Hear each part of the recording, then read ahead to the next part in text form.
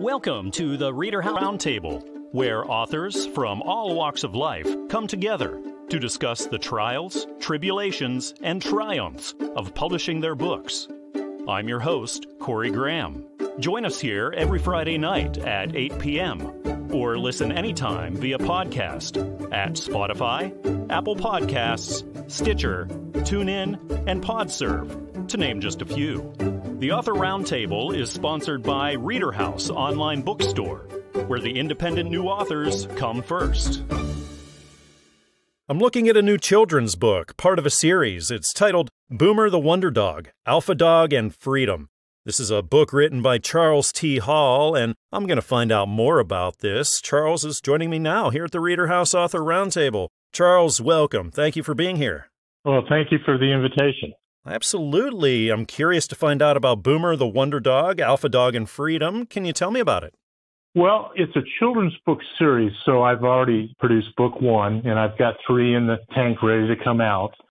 It's a book that is a narrative about a real dog and his real family, and the stories are actually actual circumstances that have been modified to fit the criteria, and the criteria is based on biblical principles and truths in the narrative. Boomer was a 110-pound black Labrador retriever that grew up in South Louisiana. He lived to be about 12 years old, and he was just the class clown. There was never a dull moment. He was loved by certainly our family, but friends too. Actually, we would have people that would call up and say, "Can we come see Boomer?" And it's like, sure. They wouldn't visit you. They'd visit Boomer. Yeah. Forget about that guy. Just come see the dog. What was your inspiration to write this series? I don't know exactly. I mean, it'd be easy to give you a really super cool sounding soundbite, but I don't know. I just had it in me for a long time. I guess it really comes back to I was born and raised in Denver, Colorado, and then I moved to Louisiana to play college football. And there was such a cultural shift from Denver, which at that time is much different than it is now. It's very quiet, very solitude people, kind of like the Midwest, like Nebraska, Kansas. And then to come to Louisiana, and especially South Louisiana, where the Cajun and Creole cultures exist. And Creole is basically New Orleans, Cajun is Lafayette, and I live in Baton Rouge, which is a collision of the two cultures. So we kind of get the best of both worlds. But in both cultures, they were amazing storytellers. And I was always just enthralled with hearing the stories of, all the way from Boudreaux Thibodeau jokes to just stories about, deer hunting or fishing or whatever the case was. And then, not by design, but by default, I was originally a petroleum geologist that ended up in sales. One of the things I did is I started learning how to tell stories in a sales presentation, and not the 101, here's the product, here's the features, buy this. But it was actually, painting a picture in people's minds. So what I saw with the Boomer book, Boomer was such an incredible personality. I could take, the stories that he had and apply them to certain truths or biblical principles. And that way, hopefully my grandchildren could enjoy them, or better yet, the general public could enjoy them. Well, Charles, when it comes to writing and publishing, had you done it before this series, or was this a new thing for you? No, this is the first venture. Wow. I did a lot of writing, just being in my corporate life. So I did a lot of technical writing. I did a lot of memos and stuff, that corporate writing involves. And that's probably where I got my practice of actual writing. But then taking that writing skill and applying it to storytelling, that's what I found to be the real challenge. Because, we talk one way, but yet we write another way. So I had to converge the two into one. How long did it take you then, for example, to write Alpha Dog and Freedom? First draft was 4 hours. Oh, wow. I mean, I just dove right into it. And, fortunately, I married way above my head. And my wife has a double degree in speech and communications with a concentration in rhetoric. So she ran out of ink and a red pen. But the story line was there, and she corrected all the grammar. When that day came and you got your first copy in the mail and you got to hold this for the first time, what's that like? I'd like to say there was a warm and fuzzy feeling. I guess I was looking towards the goal line. As far as I was concerned, the Boomer book one was the first down, and I still have about 90 yards to go. So I just saw that it was just one step in the right direction. Do you have any words of advice now, Charles, that you could throw out there for the aspiring authors? Yeah. If you're doing it just so you can check a box or puff out your chest to your friends, don't do it. But if it's a passion that you have and it's a vision that you have to do it, and you really want to deliver value to somebody else, not yourself, but to somebody else, then that's your calling to do it. I know so many people will enjoy this book. I encourage my listeners to check it out. Again, the title is Boomer the Wonder Dog, Alpha Dog and Freedom. It's written by Charles T. Hall. It's published by Christian Faith Publishing, so you can find it everywhere. Go to Amazon, go to Barnes & Noble, go to iTunes or traditional brick-and-mortar stores. You'll be able to pick this up. Charles, thanks again for talking with me all about your work. I had a nice time. Well, thank you very much, and I really appreciate the time you spent with me. This book we're talking about now at the ReaderHouse Author Roundtable looks to have readers feel their best mentally, physically, and spiritually.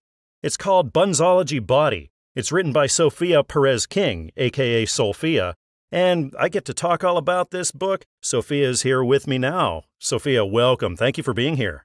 Thank you so much for having me. It's such an honor. It's an honor to have you here. You got a new book out, Bunzology Body. Can you tell me all about it? This process has been a lifelong process. I tell you, my family is huge. I have 20 aunts and uncles on my mother's side, and obesity is a huge, huge, huge issue in the family. So when I graduated high school, I used to compete in pageants. I graduated high school, and I wanted to go to college. I said, gosh, what should I study? I really love music. I really love the arts. And I got a scholarship to AMDA, which is American Music and Dramatic Academy. And my grandfather says, you know what? You need to go to school and study something else, because music is something that you're just born with. It's a gift that God has passed you down for just generations. So I decided to go to school and study kinesiology. My grandfather was about 500 pounds. So that actually forced me into the health and nutrition and fitness world.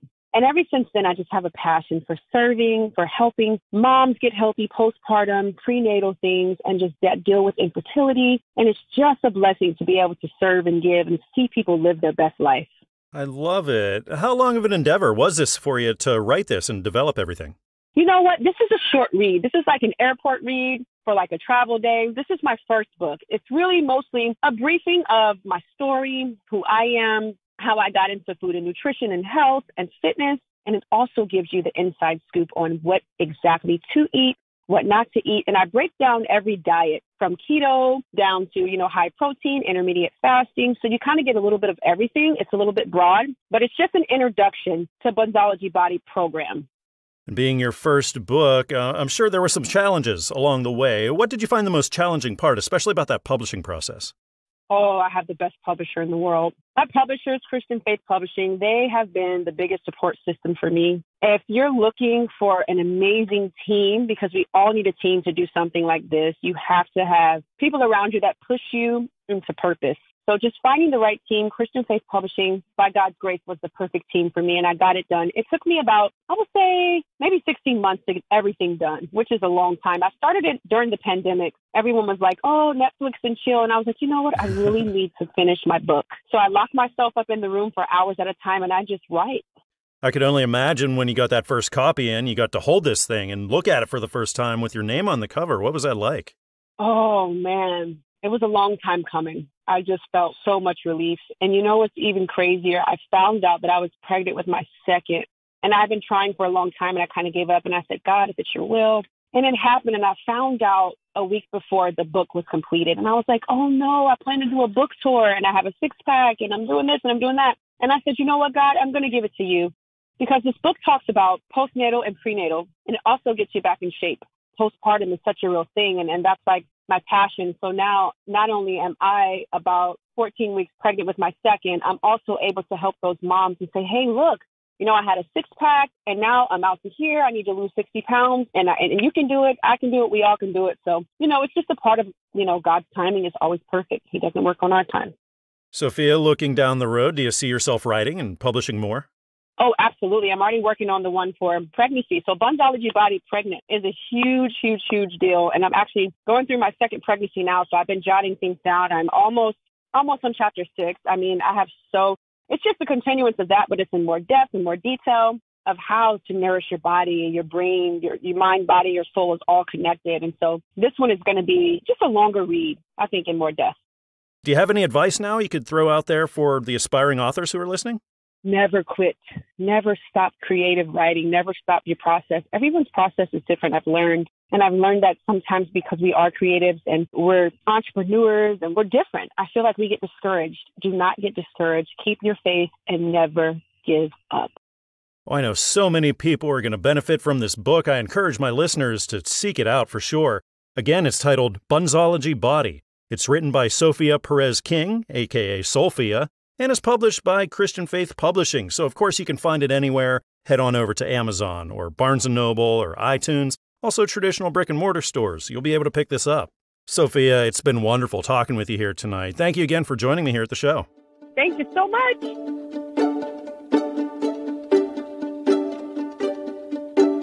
Sitting down with me now here at the ReaderHouse Author Roundtable, I'm really excited to be talking with author Brent Fouch. Brent, welcome to the show. Thanks for being here with me. Oh, thank you for having me. It's my pleasure. You have a new book out, and I wanted to say congratulations. It's called Conscious Exploration for the Advanced Soul. Brent, can you tell me all about this? Sure. Conscious Exploration for the Advanced Soul is written to show us that we're multidimensional beings. We are more than our physical bodies. And using organic doorways such as ayahuasca or conscious out-of-body experiences or OBEs, we're able to access these alternative realms. And my book kind of describes several years of my explorations in these different realities and methods to accomplish this. Brent, what sort of readers were you speaking to here? This would be for anybody who is seeking spiritual truth, anyone who is interested in metaphysical approaches to that as well. So this is something that will open the mind of the consciousness of the reader, give ideas, and basically open doorways to ways to explore the universe in ways maybe they haven't thought of in the past. Interesting. Brent, what's the background on this? How were you inspired to write this book? The way I wrote this book was I used to, when I was younger, have out-of-body experiences while I was sleeping, not knowing exactly what they were. And as I explored that more, I found out that Robert Monroe at the Monroe Institute wrote many books about it. So I started exploring that and studied at the Monroe Institute to be able to perfect the method of having conscious out-of-body explorations, also known as astral projection or astral travel. So that was my main interest, which was to be able to keep the mind awake while the body falls asleep, and perfect the method, then to have your spirit leave your physical body and explore the universe, while your physical body lays sleeping. How long did this take you once you got started on it, clear up through when it was published?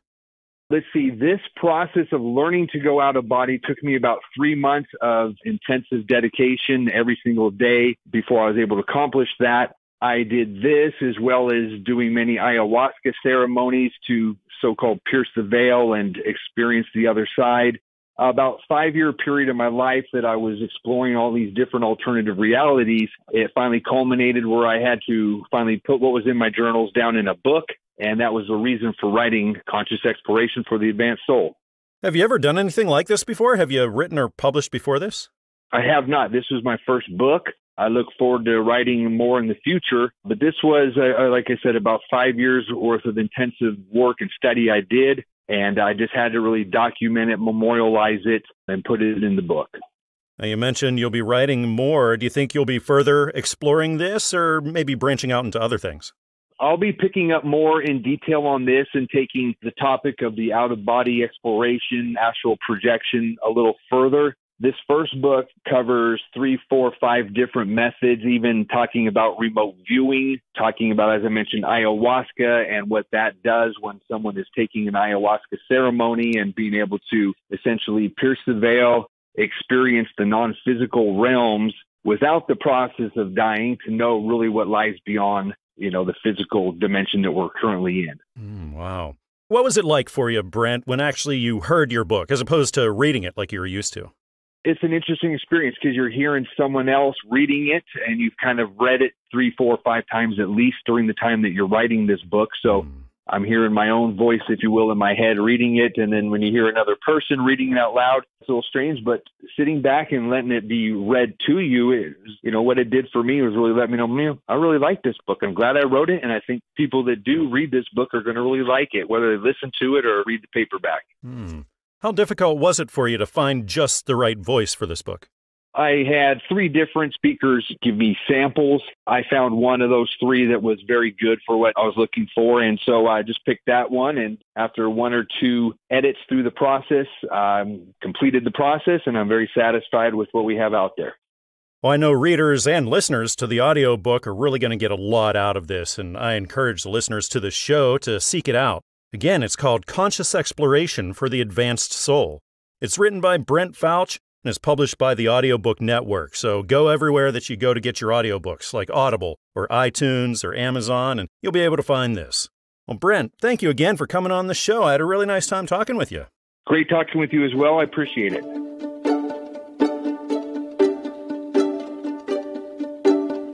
Faith-Sealed Hope. That's the new book, just hit stores, written by Danny McBride, and that's the book we're going to be talking about right now here at the ReaderHouse Author Roundtable. Danny is joining me. Danny, welcome to the show. Thank you for being here. Hey, thank you for having me. I appreciate it. I appreciate your time, Danny. Can you tell me all about what you've written about in Faith-Sealed Hope? Yeah, I basically just started writing after my wife passed away as almost therapy, and it kind of just evolved into an autobiography of all the little stories that have happened through my life. Basically, a lot of them have to do with faith-driven obstacles that God has provided the guidance for, and I was able to overcome and share those stories with others. Would you say this is a book then primarily for those who are grieving?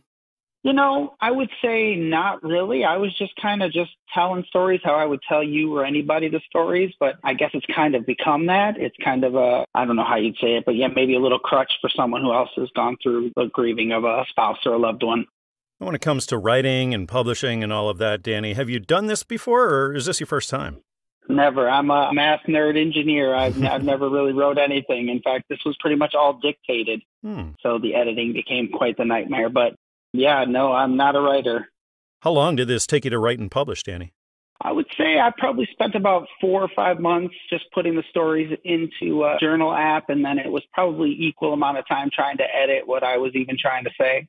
Would you say that that was the most challenging part then of the whole publishing process, just organizing your words and putting them in order? Absolutely. Yeah, some of it was pretty difficult to even decipher because I was, in such a distraught mode for a couple of those months that even the dictated verbiage didn't make sense to me. I was basically rewriting it. When that day finally came, Danny, and you opened up your mailbox and there it was, the first copy of Faith-Sealed Hope, and you got to pick it up and look at your name on the cover. It must have been a crazy moment for you. It sure was. Yeah, my daughter actually recorded it as I was opening the box, and it was quite an emotional moment. There's no doubt about it. Probably the proudest moment of my life. I'm sure you learned an awful lot along the way of doing this. So what would you say to the aspiring authors, the first-time authors out there? I say do it. I mean, it's a very easy thing to overcome nowadays with all the technology in front of you. I mean, I used email to edit certain things just because that was at my disposal when I was working. So even if it never gets out there, which it's so easy to publish something just yourself now, I think anybody could do it, and it's kind of your legacy. If you publish something, that's there for life, Looking ahead, do you see yourself writing, publishing more? I did not when I finished this book, but given what has happened in the last 2 years since this has all come about, yeah, I definitely am thinking of writing a book called Summer of 22, and I've kind of just dictated some of those stories and started a little outline of it. So who knows, maybe it'll become something, or maybe it'll just stay in my journal app. I'm curious, dictating a book, was writer's block something that you dealt with? The way I did it is I kind of just, when I had a story pop in my mind, I added it to my outline. And then when I felt like telling the story, or even when I was physically telling the story, I just turned on the journal app and record.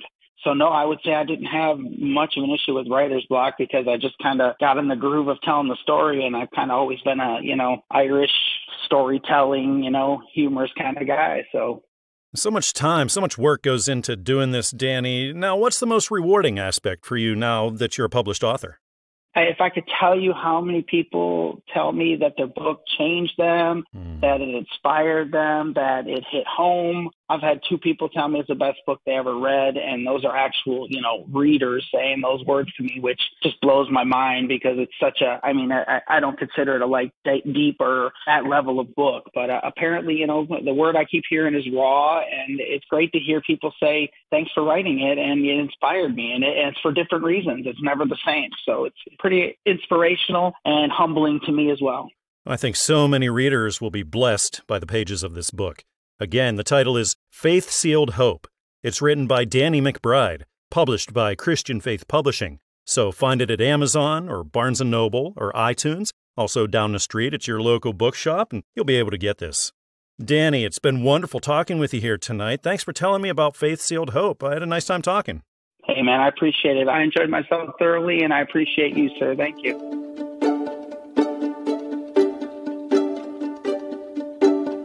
I'm looking at a new novel that just hit stores, written by Cheryl Stinson Rodo. It's titled Blind Trust, Winner, Sinner. And I get to find out all about this book. Cheryl is with me now here at the ReaderHouse Author Roundtable. Cheryl, welcome. Thank you for joining me tonight. Thank you for having me. The pleasure's all mine. Can you tell me all about what readers will find in Blind Trust, Winner, Sinner?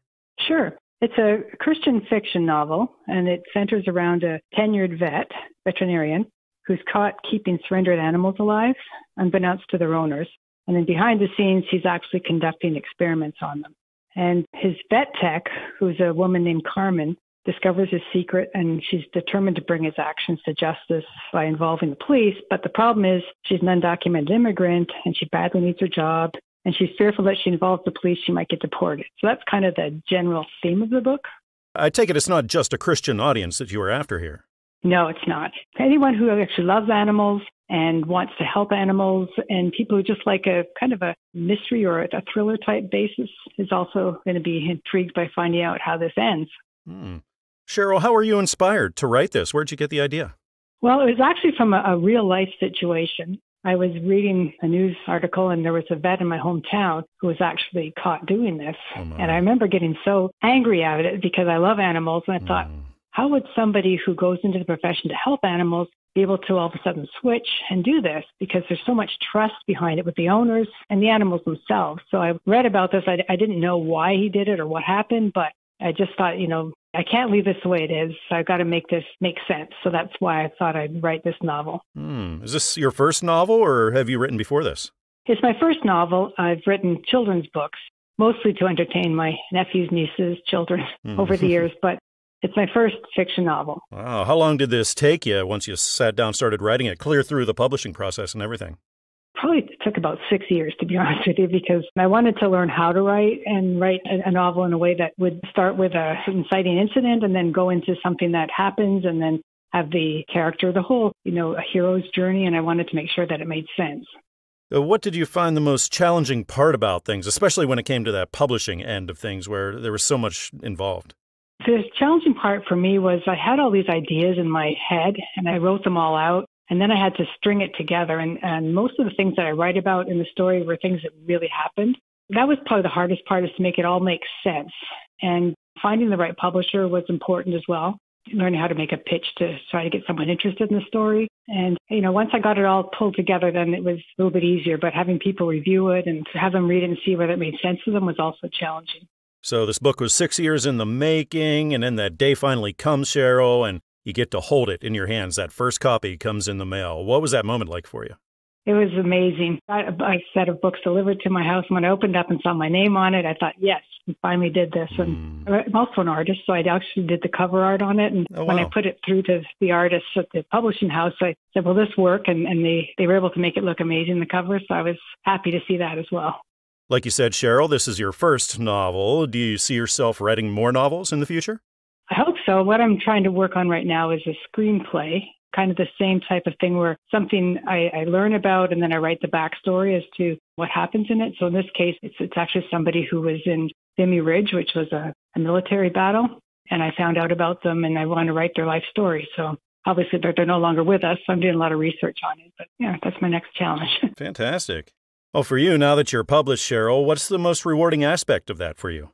I think getting out there and doing the marketing is fun because I like to talk about the book, and meeting people who are also readers or animal lovers tends to be the people that are interested in the book, is people who want to help animals and rescue organizations. I enjoy talking to people, and I've met a lot of people that are connected with the same things that I am. So. Well, Cheryl, do you have people around you in your life who can inspire you, maybe encourage you along the way, especially when it comes to your creative endeavors? Well, I was inspired by my grandmother, who's no longer with us, but she was a school teacher, and she was Icelandic descent. She used to do a lot of journaling. And then when she was well into her 60s, she went back to college and took some writing courses and actually had some of her short stories published. So I was kind of inspired that it's never too late to start writing. And it's good to have somebody who inspires you, because I looked at that and say, well, I can do this too. Again, it's called Blind Trust, Winner Sinner. It's written by Cheryl Stinson Rodo, and it's published by Newman Springs Publishing, so you can find it everywhere: Amazon, Barnes & Noble, iTunes, and also traditional brick-and-mortar stores. Cheryl, it's been really great having you on the show and learning all about the book. Thanks again for joining me. Thank you for having me. I appreciate it.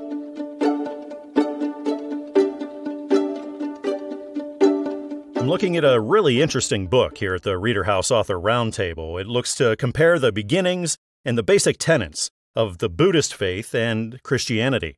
It's titled Buddha and the Man on the Cross, 2nd edition. It's written by Norman Law, and I get to find out more about this book. Norman is here with me now at the ReaderHouse Author Roundtable. Norman, thank you for being here. Welcome to the show. Thank you much. Can you tell me all about Buddha and the Man on the Cross? What do readers expect here?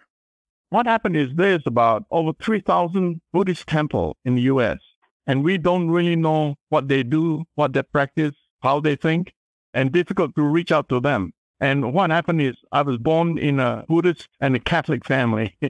My mom is Buddhist, my grandmother and mother is Buddhist, all the way down there, and they practice Buddhism. But when you ask them, what do you all believe? They don't really know where it came from. And it's passed on from generations to generation. And that happens to about every religion. In Muslims, same way. In Hinduism, the same way. In Buddhism, the same way. And the practice is practiced in ignorance, and they hope to get a benefit from it. So I decided to do exploration on Buddhism and find out what the basic faith is. I went to school, they teach part of Buddhism. And then I met some friends who are Buddhists, and I read some of their books. But I can never find where they come from. So I wrote the first book through my research. And what I found out is in Buddhism, they have a Pali canon, but it's mostly about how to practice the faith. So I wrote on that is my first edition. On the second edition, as I was doing my research on Hinduism, I found out that all their basic faith came from Hinduism. And Hinduism has its basic literature. And they are the Vedas, the Upanishads, the Puranas, Mahabharata, Bhagavad Gita, and it's a summary of all that. And it predates Christianity. And that thing blew me away. Then I found out that they practice the same way and it's derived from Hinduism. So I enjoyed exposing the truths of people who desire to know the truth on why people do things. That opened their eyes. And it's really enlightened me. Interesting. I thought that Buddha copied a lot from Hinduism and he put his own curve on it. So there is a branch of Buddhism that has no gods. It's called Theravada. There's a Hinayana and a Mahayana, and they're all different. The other one has gods. And it migrated to China, and then migrated to Japan and Southeast Asia. Norman, would you say that this is a book primarily for Buddhists, primarily for Christians? What do you think? It's for people who seek the truth. And for people who want to share their faith with Buddhists, they should know what the Buddhists believe in. You can't share the faith with Buddhists if you don't know what they believe in. At least when you ask them a question, you already know the answer. Interesting. Norman, how long did this take you to write once you started on it? Buddhism took me 2 years. When you got your first copy in of Buddha and the Man on the Cross, Norman, what kind of moment was that for you? I don't think about it. It's interesting because I proceed from one to the other. I didn't stop much after I finished writing up Buddhism and the Man on the Cross. I proceeded to go Hinduism and the Cross. So I don't think about that. In my head, just go on. Prior to all this, Norman, have you written or published, or are you new to this? Yes, I did. I wrote Quran and the Bible study commentary. I went to Argentina to buy a vineyard where I was going to retire, but then something happened that went wrong in Argentina. I guess the good Lord doesn't want me to do anything in Argentina. But when I was bored at night, I read the Quran given to me at the festival the year before, and I found that there are many, many contradictions and controversies. So I wrote the Quran in every verse and every chapter. 114 chapters in the Quran I wrote on commentary on everything. Wow. It took me about 5 years. So as soon as I finish that, I proceed to work on the Buddhism. And then after I finish Buddhism, I proceed to work on Hinduism. And that's where I discovered all the basis of Buddhism came from Hinduism. Mm-hmm. I know a lot of readers are going to find this very interesting. Again, it's titled Buddha and the Man on the Cross, 2nd edition. This is written by Norman Law and is published by Christian Faith Publishing, so you can find it everywhere where you shop for books, like at Amazon or Barnes & Noble, iTunes, and also traditional brick-and-mortar stores. Well, Norman, I really appreciate you coming on the show and telling me all about your work. I had a nice time chatting with you. Thank you.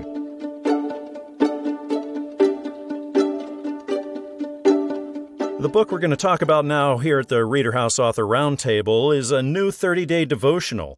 It's titled Satan, Suicide, and Sanctuary. It's written by Dawn Early, and we're going to talk all about it. Dawn is here with me now. Dawn, welcome to the show. Thank you for being here. Thank you for having me. Of course, the pleasure's mine, Dawn. Can you tell me all about Satan, Suicide, and Sanctuary? What will readers find here? This book will tell the journey that I went through of a time when I had a suicide attempt. It took me 3 years to sit down and write my story. I think because the numbers have been increasing so much, I just felt like people ought to know what it's like for somebody like me that would not even think about an attempt that could be pushed to that limit. So it involves bullying in the workplace, internet harassment, things you just don't want to go through. Is this primarily for people who have experienced these things? I would say it would be for anyone who experiences anxiety, depression, bullying, especially if you're a person that has never thought about a suicidal ideation before and you never thought you would, but you may find yourself in a situation one day that you cannot handle. And how long did this take you to write, Dawn, once you had decided to start on it?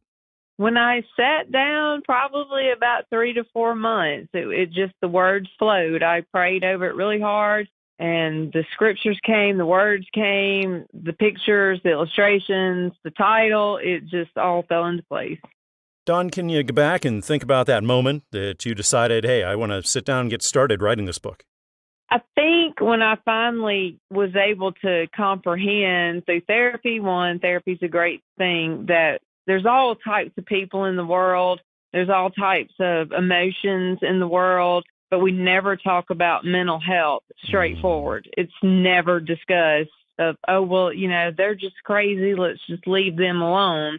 That's not the case. We're all connected and we all have troubles, and we should all kind of reach out and be a little kinder. I love it. Now, what was that moment like for you, Dawn, whenever you opened up your mailbox and there it was, your first copy of Satan, Suicide, and Sanctuary, and got to hold your book, and there it is, your name's on the cover and everything. What was that like? I had excitement. I squealed. It was just one of those moments of like, you did it. You accomplished this and you did it. And you told your story and you're praying that it's going to get out there. I looked a hot mess that day, and but I took my picture holding my book. Looking down the road, do you see yourself writing, maybe publishing more? I write a lot. I write a lot of Bible studies. I have written too, and I like to write lessons. A lot of times my husband, he's a music minister, and, sometimes he'll kind of be playing around with an idea, and I'll just sit down and research a little bit and, write some things for him. Now, to go through that publishing process, it can surely be a learning experience. What did you find the most challenging part about that for you? The waiting. Each little step, you're like, okay, this is going to take this long, and this is going to take this long. And I'm like, I just really want to see the book. Do you have any advice now that maybe something you learned along the way that you could put out there for the first time or the aspiring authors? I would say if you have a story and you want it told, sit down, write it. You're not going to be perfect at it, of course. I wasn't. I mean, my first draft that came back was a lot of red marks, just little things, but it was still red marked. And it's kind of like, oh, is my English that bad? Is my grammar that bad? But, it's helpful. And, let your friends read it and get unbiased opinions. You might get your feelings hurt a little bit, but I would rather somebody say, okay, this part didn't sound just right. Maybe you ought to reword it. I think this book is going to help a lot of people out there. I encourage my listeners to seek this one out for sure. Again, it's titled Satan, Suicide, and Sanctuary. It's written by Dawn Early and is published by Covenant Books, so you can find it everywhere. Head over to Amazon or Barnes & Noble or iTunes, and also traditional brick-and-mortar stores, and you'll be able to pick this one up. Dawn, thanks again for coming on the show, telling me all about this book and a little bit about your story. I had a nice time. Thank you. I did too. You have a good day and a happy Merry Christmas.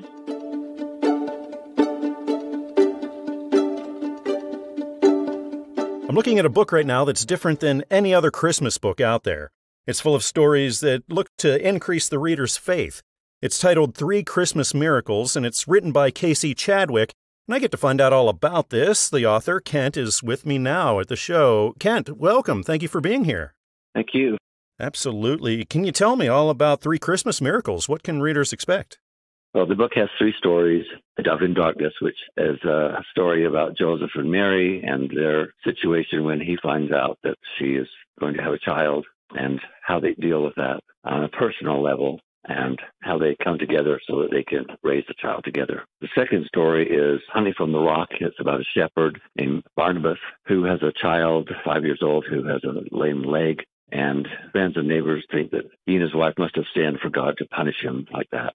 And so he's not very faithful, but he's a good shepherd, and he does see the star and hear the angels tell about the Christ birth. But instead of running toward to find the child with the other shepherd, he runs home and gets his child and takes her and his wife with him to find the child, thinking that he might be able to get her healed. The third story is about a wise man, Melchior, who is older, very frail, who has put together several other men like him to try to find the Christ child. Their journey is very, very hard, but they do get to Jerusalem to meet Herod, but he says that he doesn't know anything about the child, but he is fascinated about the star, and Melchior has star charts and all these graphs that explain why the stars appeared. Wise men don't believe Herod, and so they leave and find the Christ child on their own. So each one is a very personal story and how they're reacting and what their challenges are and how they overcome those things to accept their divine callings. I love the stories going on here. You said this is different than every other Christmas book out there. How so? Well, it's different in that it's a very personal viewpoint on all of these events and how they try to overcome their obstacles in their lives to finally accept their callings to do the divine plan. So it's very different in that respect. Was it primarily a Christian audience you had in mind for this? Yes, pretty much. People who read the scriptures and know about the nativity and the birth of the Savior.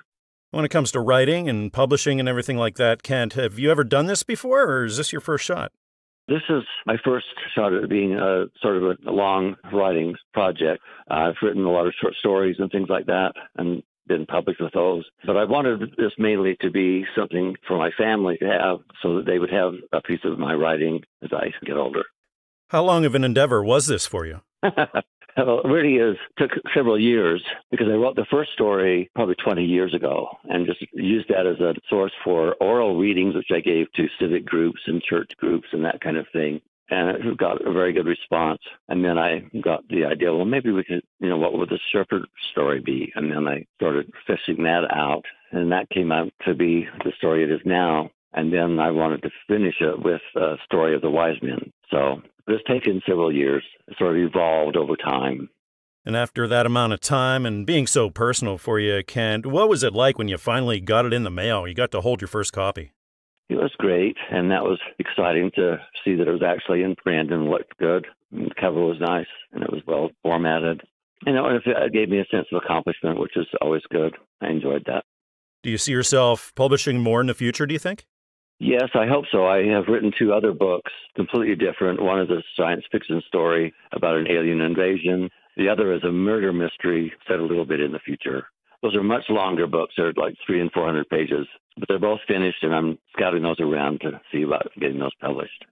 Now, when it came to what the book was actually going to look like, the cover and everything, you might not have thought of that right off the bat as you're actually just writing the stories. So was that a challenge to get that all together? I had a graphic that someone else had given me. It had an outline of Joseph and Mary and the baby in a manger. On the left side, it had a smaller picture of the shepherds, so I had to get that added in. But it looks pretty good now. I think readers are really going to love this book, and I encourage my listeners to seek it out. Again, the title is 3 Christmas Miracles. It's written by K.C. Chadwick, published by Covenant Books, so you can find it everywhere like Amazon or Barnes & Noble or iTunes, and also down the street at your local bookshop. And Ken, thanks again for coming on the show and telling me about 3 Christmas Miracles and everything else. I had a nice time talking with you. Well, thank you very much. I appreciate it.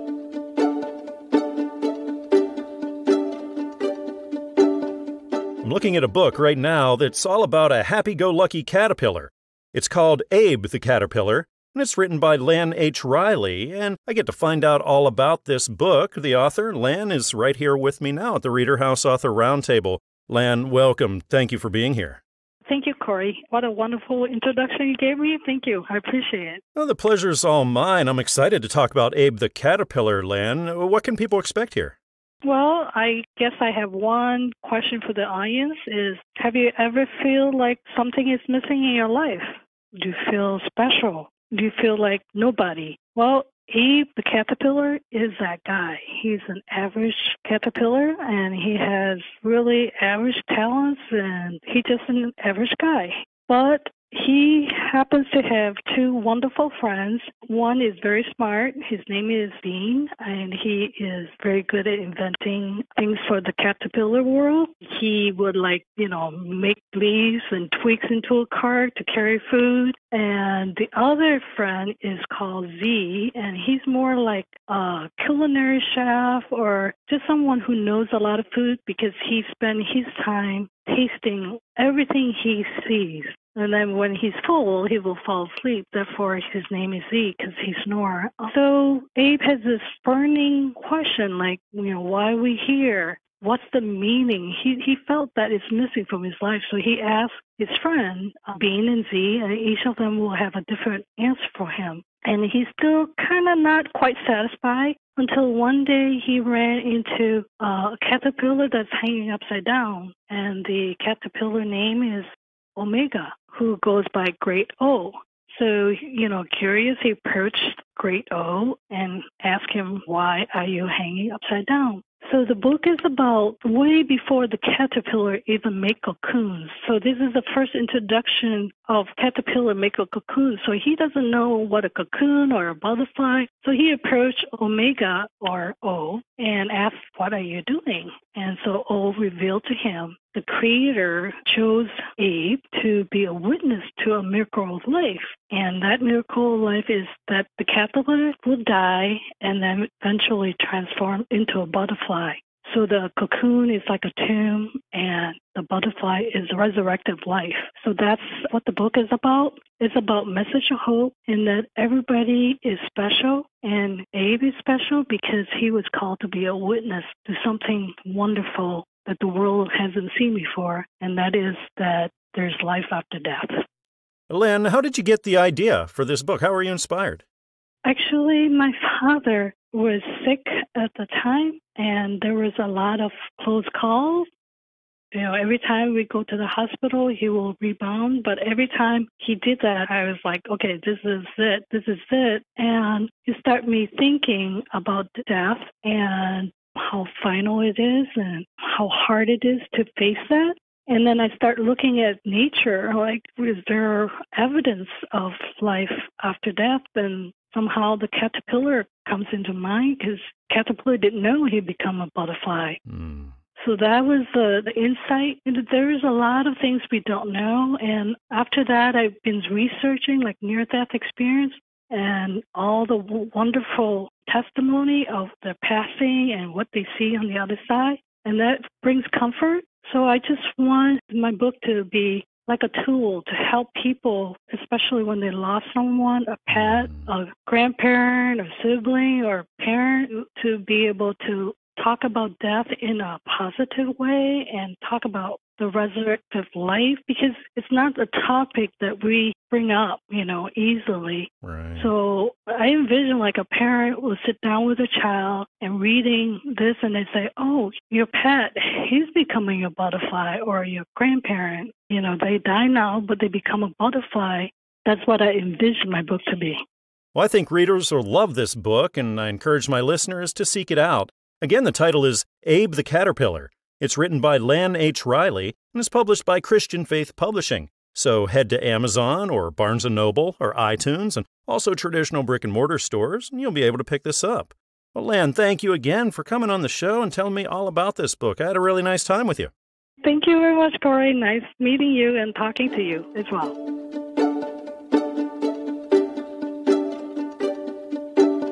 We're going to be talking about an audiobook now that tells us about the lives of the men and women in uniform who save lives.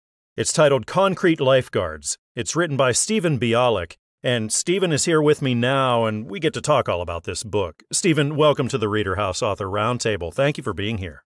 Thank you. Stephen, can you tell me all about Concrete Lifeguards? What do people find here?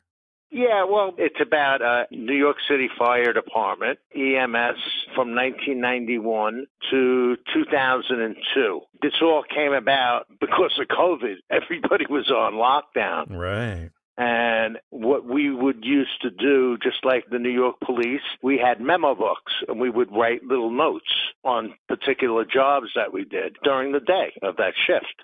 Basically, I had 30 years worth of notes I went through. Yeah, I always wanted to do a book about this, but I just kind of never thought I'd end up doing it.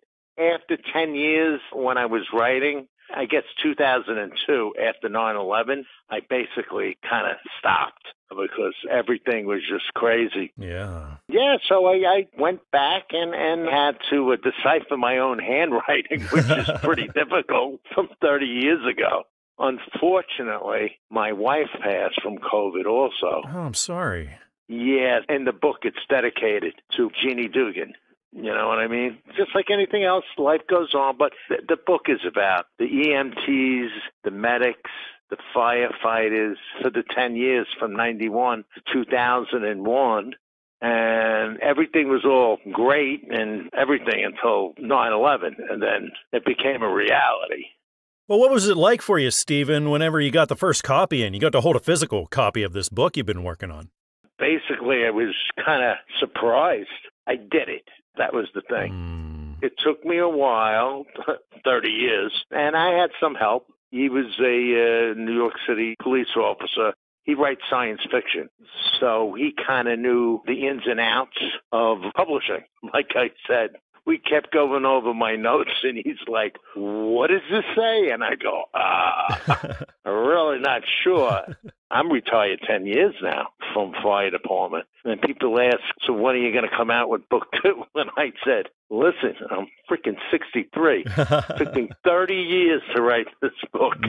I'll be 93. I said, if it comes out with another book, it's going to be either Connect the Dots or a coloring book. I love it.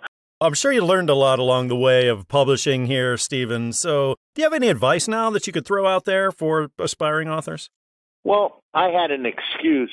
It was more of, COVID. People out there, they don't have to wait for another COVID. Nobody wants another COVID, but you just got to make some time, maybe a day or two when you're off. You have to write notes. That's what I would recommend. If people, especially now in this type of field, it was also type of a therapy also. After each job when I first started, it's not like TV. Believe me, it's not like TV. When I got home, I would write it down. This way, I would remember. Well, Stephen, now that you're a published author, what's the most rewarding aspect of that for you? I've donated some of the proceeds to fire department, burn unit, stuff like that. Here and there, I'll speak to people. People want pictures, so I do that. 9 times out of 10, I'll give them a book. They don't have to go on Amazon. I'm still involved with retirees. They run into problems, too. Give out gift cards here and there if anybody's got any financial problems. Like I said before, life goes on. Keep chugging along. Well, I think that audiobook listeners are really going to love this book, and I encourage my listeners to seek it out. Again, the title is Concrete Lifeguards. It's written by Stephen Bialek, published by the Audiobook Network, so you can get it everywhere that you pick up your audiobooks. Go on over to Audible or iTunes, Amazon. You'll be able to find it. Stephen, thank you again for joining me on the show and telling me about your stories and about this book. I had a nice time talking with you. It's a pleasure. We hope you enjoyed this edition of the ReaderHouse Author Roundtable, where authors from all walks of life come together to discuss the trials, tribulations, and triumphs of publishing their books. We hope to see you back here every Friday night at 8 p.m. or listen anytime via podcast at Spotify, Apple Podcasts, Stitcher, TuneIn, and PodServe, to name just a few. The Author Roundtable is sponsored by ReaderHouse Online Bookstore, where independent new authors come first.